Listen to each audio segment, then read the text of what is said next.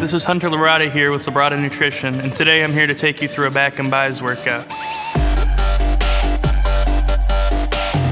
The goal of today's workout is hypertrophy or muscle growth. With that in mind, everything today is going to be slightly higher reps, somewhere between 10 to 15, and we're going to be keeping our rest periods low.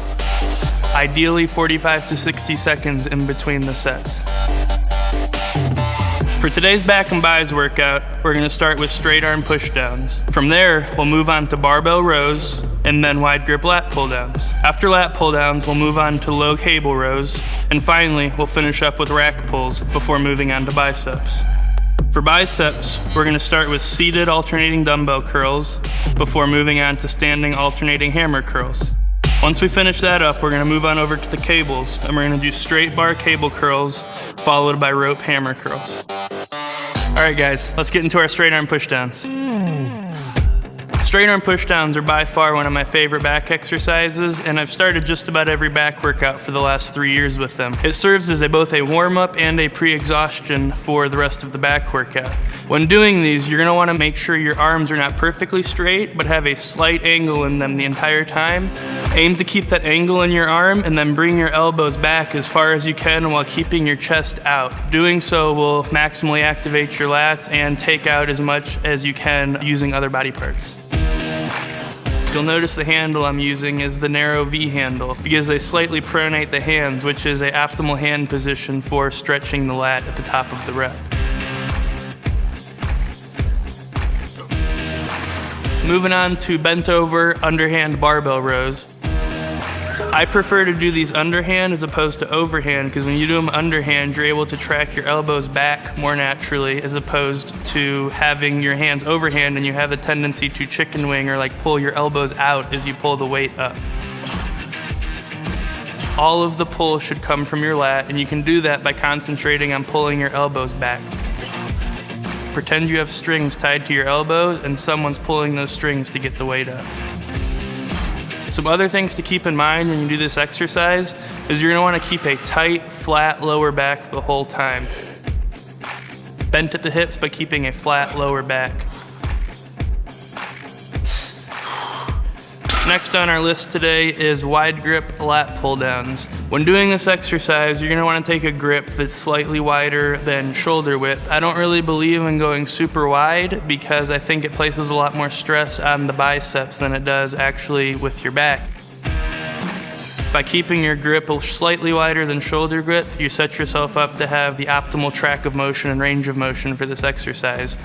Before you even do a rep, you're going to want to keep a big chest. What that looks like, obviously, you'll see when I'm doing these reps is my shoulders are back and my chest is out the entire time.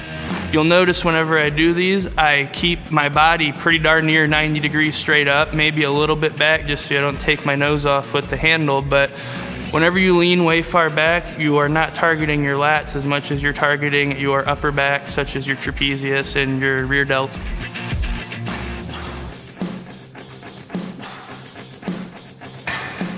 Moving on to low cable rows, the aim for this is to really engorge the muscle with blood and to really get a good squeeze on each rep and really just kind of tax the back and completely finish it off. Some things to keep in mind whenever you're doing this exercise, you're going to want to keep your back flat and your chest out. That's pretty much a universal tip for every back motion.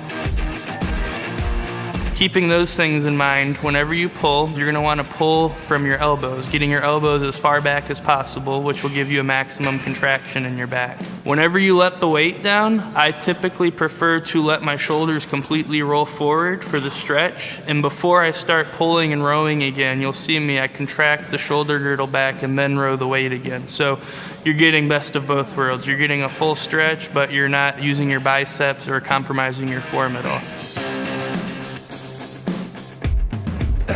Moving on to our last back exercise of the workout, we're going to be doing rack pulls. Whenever you're setting up, you're going to want to have it set to where the bar is right below your kneecap, or basically hitting at your patella tendon.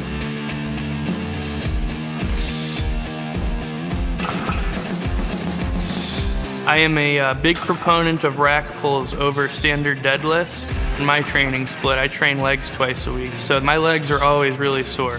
By using the rack pull, I'm able to get the beneficial portion of the deadlift without having to do the part of the motion that really taxes the hamstrings and the glutes and the quads a lot. So that's why I prefer rack pulls over traditional deadlifts for back development. It's a great finisher, and you're going to completely annihilate your back by doing them at the end.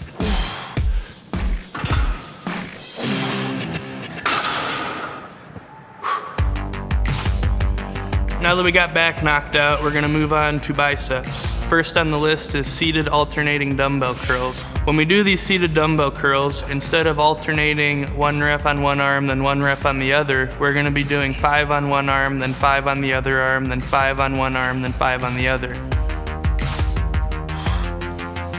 By doing so, you're doing 5 at a time, and time under tension is one of the main contributing factors to muscle growth. If you find yourself asking, why are we doing biceps after back? That's because your biceps are getting the indirect work from all the back work. So by the time we get to biceps, they're A, warm and ready to go, and then B, already pre-exhausted from the back training. Next exercise in our bicep workout is going to be standing alternating hammer curls. We're going to do these hammer curls in the same way that we did the seated alternating dumbbell curls for the same exact reason. So we're going to do 5 on one arm, 5 on the other, then 5 for the 4 sets that we do. I really like hammer curls because they train your forearm and then a muscle called your brachialis, which is a muscle that runs underneath your biceps. So it's a critical motion for complete arm development. Now that we got those hammer curls out of the way, we're gonna move on over to the cables, and we're gonna start with straight bar curls. And we're gonna aim to really keep tension on the muscle the entire time.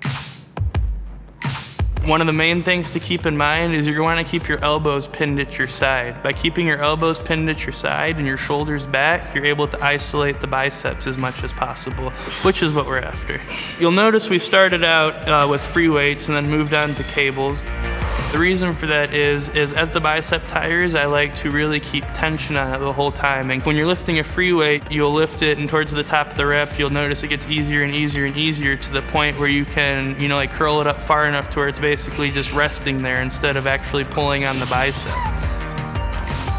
With the cables, that's not the case. Even at the very top of the rep, the bicep's still under the full amount of tension that it was at the bottom of the reps.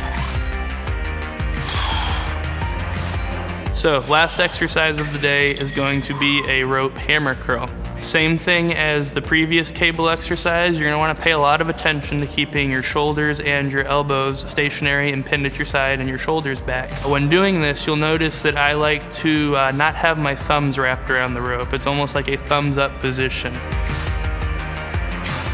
Also, you'll notice that whenever I'm curling the weight up, I have my hand flexed back, which also contracts the forearm and the brachialis more than having it straight.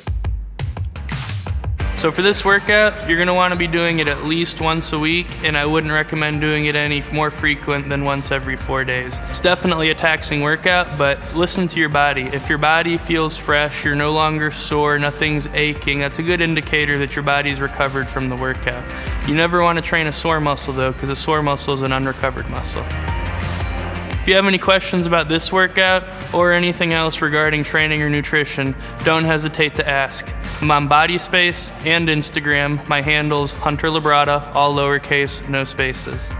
For more free videos and articles from athletes like me, keep on coming back to bodybuilding.com.